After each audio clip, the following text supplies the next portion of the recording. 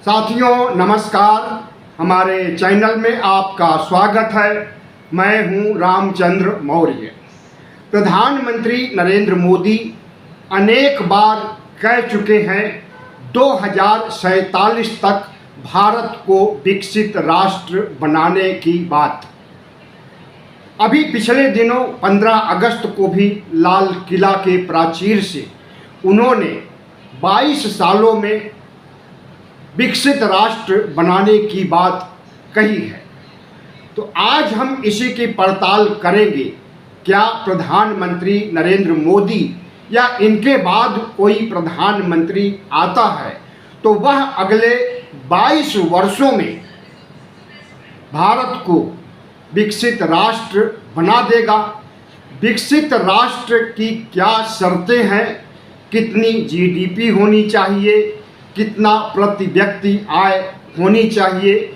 हर कुछ का विश्लेषण करेंगे विश्व बैंक, नीति आयोग और इकोनॉमिक सर्वे के आंकड़ों के आधार पर। लेकिन विश्लेषण से पहले अपील है कि जो लोग पहली बार चैनल को देख रहे हैं इसे सब्सक्राइब कर लीजिए। वीडियो अच्छा लगे तो लाइक कीजिए, शेयर कीजिए और कमेंट कीजिए। प्रधानमंत्री नरेंद्र मोदी की सबसे महत्वाकांक्षी योजना अगर माना जाए तो वह है भारत को विकसित राष्ट्र बनाना।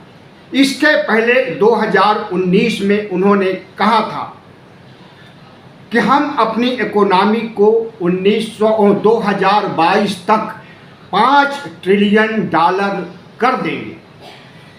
2022 की तो बात दूर, 2025 भी आधे से अधिक बीत गया है। अभी तक $5 ट्रिलियन भारत की इकोनॉमी नहीं हो सकी। 3.87 के आसपास है। अगर इसे $4 ट्रिलियन मान ले तब भी हम भारत को विकसित राष्ट्र 2047 तक नहीं बना पाएंगे।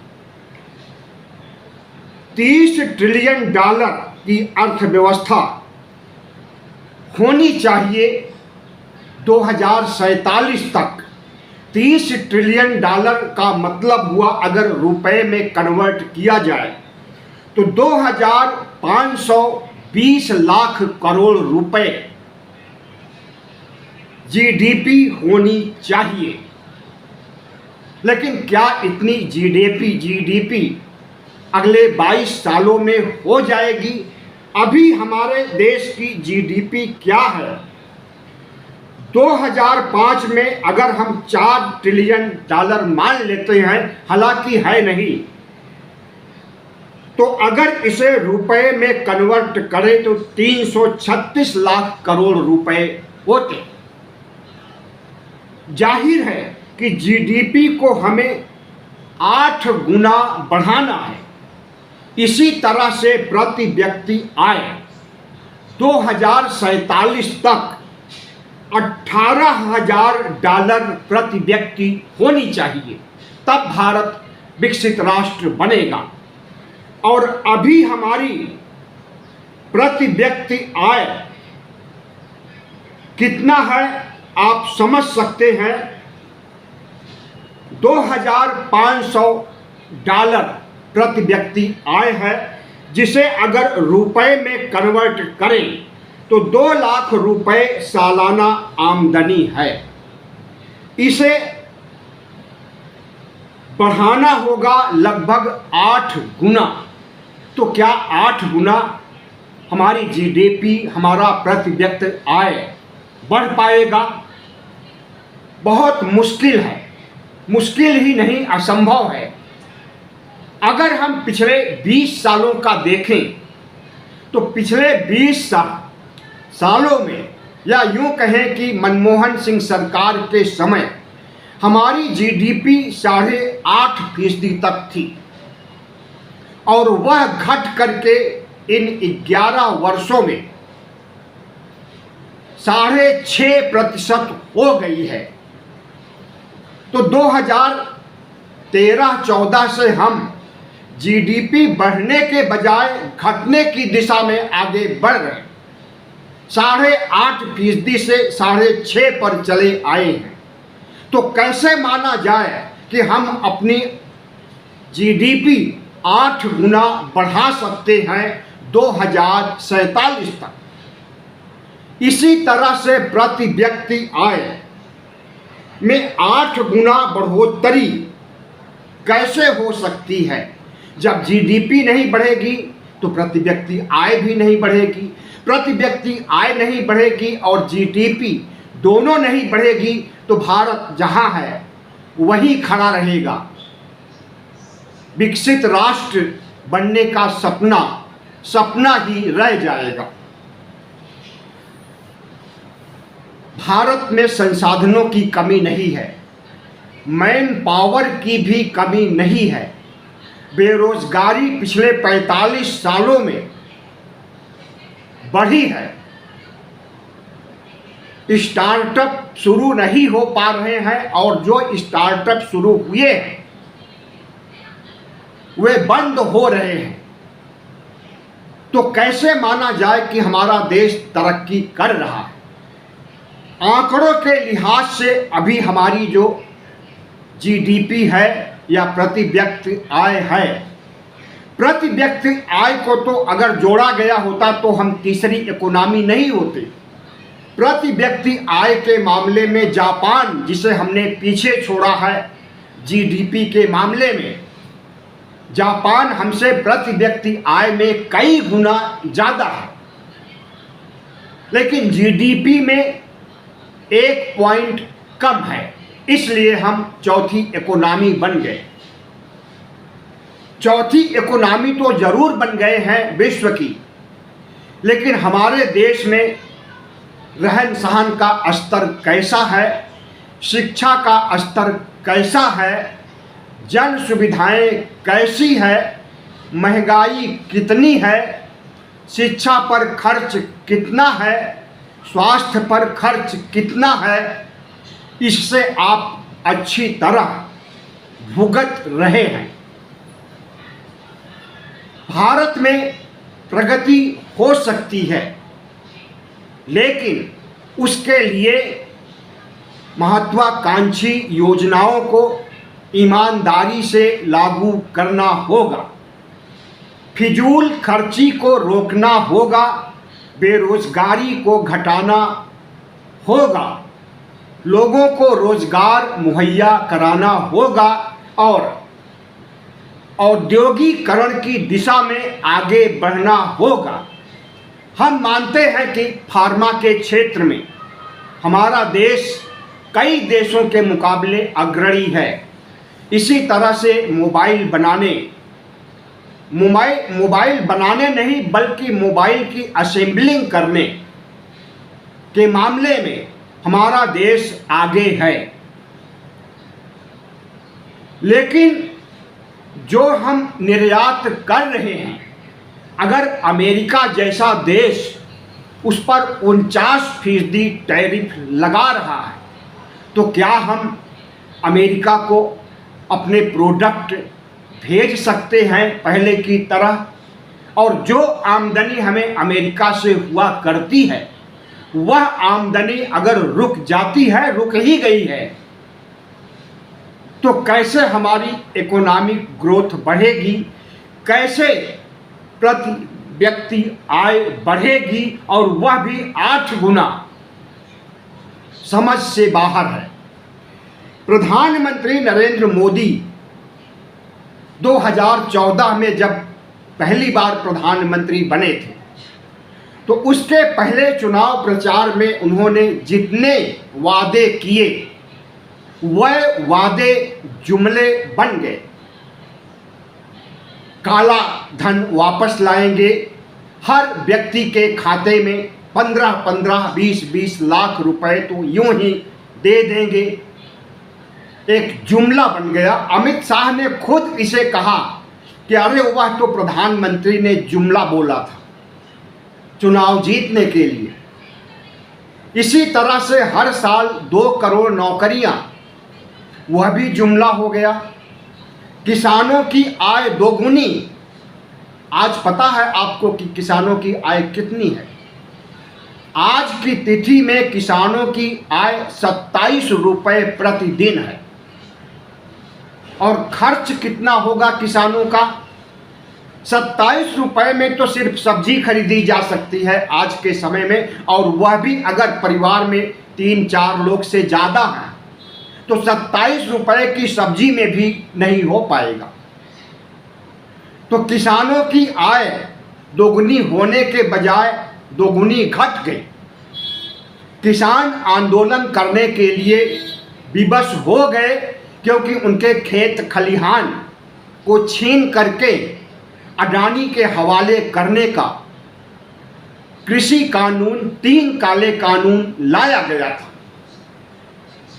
अगर माने कि तरक्की हो रही है तो निश्चित रूप से तरक्की हो रही है, लेकिन इस देश के आम आदमी की तरक्की नहीं हो रही, बल्कि अडानी अंबानी सहित कुछ कारपोरेट की तरक्की हो रही है और तेजी से तरक्की हो रही है।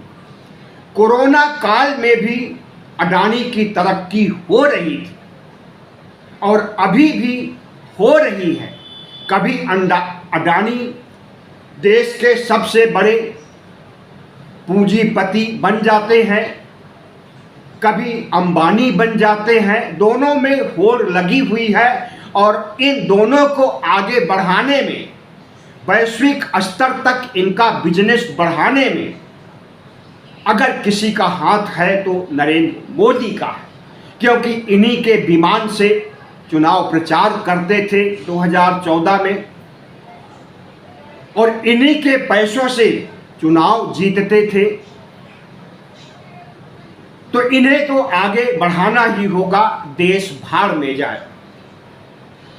हम समझते हैं कि पिछले 11 वर्षों में अर्थव्यवस्था की जो हालत रही है वही हालत आगे भी रहेगी।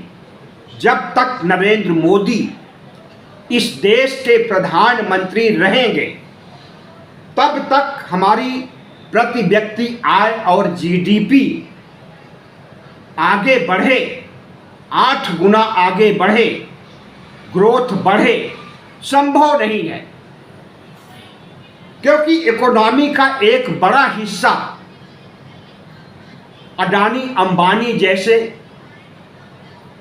कारपोरेट को सौंप दिया जाता है या देश की पीएसयू को, सरकारी कंपनियों को इन्हें सौंप दिया जाता है। हम समझते हैं कि शिक्षा पर इस समय कितना खर्च हो रहा है, अनुमान लगाइए जरा आप। जीडीपी का 3% शिक्षा पर खर्च हो रहा है। विकसित राष्ट्र बनने के लिए 7 या 8% खर्च करना अभी से शुरू करना होगा और 2047 तक इसे 10% तक ले जाना होगा। इसी तरह से स्वास्थ्य पर कितना खर्च कर रही है भारत सरकार? 1.5% से 2% तक स्वास्थ्य पर खर्च किया जा रहा है। आपने देखा कि कोरोना काल में अस्पतालों की कमी, बेड की कमी, दवाओं की कमी, ऑक्सीजन की कमी, वेंटिलेटर की कमी, इसकी वजह से 50 लाख के आसपास मौतें हमारे देश में हुई है। और यह आंकड़े हमारे नहीं हैं, WHO के हैं। भारत सरकार के आंकड़ों में तो 5.5 लाख मौतें दिखाई गई। हर गांव में पक्की सड़क होनी चाहिए, हर गांव में अस्पताल होना चाहिए, हर गांव में स्कूल होना चाहिए, गरीब नहीं होने चाहिए, हर हाथ में नौकरी होनी चाहिए, बेरोजगार नहीं होना चाहिए। लेकिन हो क्या रहा है कि गांव से प्राथमिक स्कूलों की संख्या बढ़ानी चाहिए और संख्या बढ़ाने के बजाय संख्या घटाई जा रही।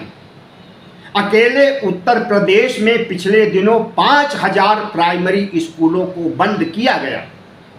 और पूरे भारत का आंकड़ा देखें तो मोदी राज में 89,000 से अधिक प्राथमिक स्कूल बंद किए गए। जिस शिक्षा का विकास करना चाहिए, जिस शिक्षा पर जितना खर्च हो रहा है, 3% खर्च हो रहा है, तो इस पर 7-8% खर्च होने की शर्त है विकसित राष्ट्र बनने के लिए। लेकिन जो 3% खर्च हो रहा है उसे भी कम किया जा रहा है और स्कूलों की संख्या घटाई जा रही। स्कूलों में मिड डे फूड दिया जाता है। उत्तर प्रदेश के स्कूलों में अगर नमक रोटी खिलाया जाता है और उसकी रिपोर्टिंग कोई पवन सिंह नाम का पत्रकार कर देता है तो उसे जेल भेज दिया जाता है।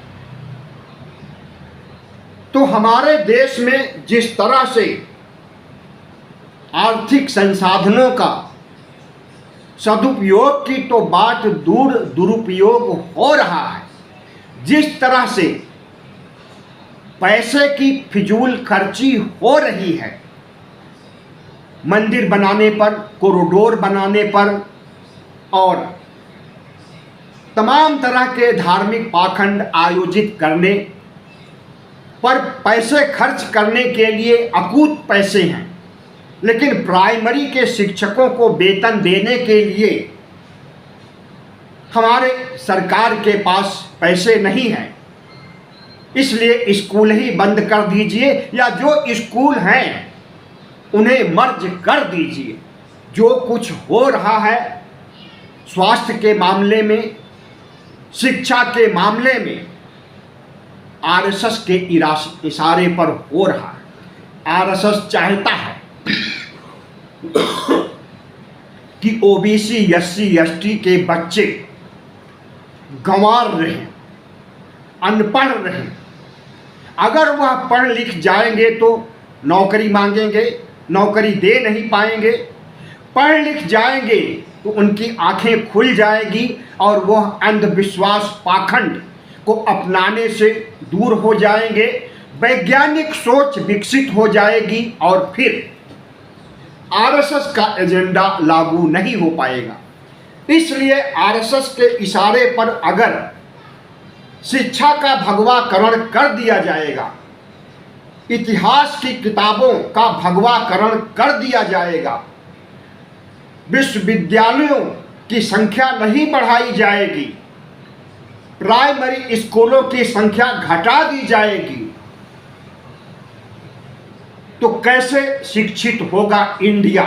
और शिक्षित नहीं होगा तो कैसे विकसित राष्ट्र बनेगा इंडिया? सबसे बड़ा सवाल यही है। हम समझते हैं कि प्रधानमंत्री नरेंद्र मोदी आए दिन दावा करते हैं कि मोबाइल निर्माण करने पर वह विश्व में सबसे बड़े देशों के साथ खड़े हैं, लेकिन मोबाइल निर्माण नहीं किया जाता है। मोबाइल और कंप्यूटर की असेंबलिंग की जाती है। सारे पार्ट्स आते हैं चीन और दूसरे विकसित देशों से। यहाँ पर उन्हें जोड़ करके तैयार कर दिया जाता है। इसको अगर निर्माण कहा जाए तो असेंबलिंग क्या होता है? इसी तरह से अर्थव्यवस्था का गुणगान करते हुए प्रधानमंत्री नरेंद्र मोदी भले ही देश को झांसा देते हों, लेकिन हमारी अर्थव्यवस्था आगे जिस रफ्तार में बढ़नी चाहिए उस रफ्तार में नहीं बढ़ रही है और जिस तरह से इंफ्रास्ट्रक्चर का विकास होना चाहिए वह नहीं हो रहा। तो कैसे मान लिया जाए कि भारत विकसित राष्ट्र बनेगा? क्यों न मान लिया जाए कि प्रधानमंत्री नरेंद्र मोदी के तमाम वादे जिस तरह से जुमला साबित हुए हैं उसी तरह से विकसित राष्ट्र भी जुमला साबित होगा। वीडियो अच्छा लगा हो लाइक कीजिए, सब्सक्राइब कीजिए और शेयर कीजिए। धन्यवाद।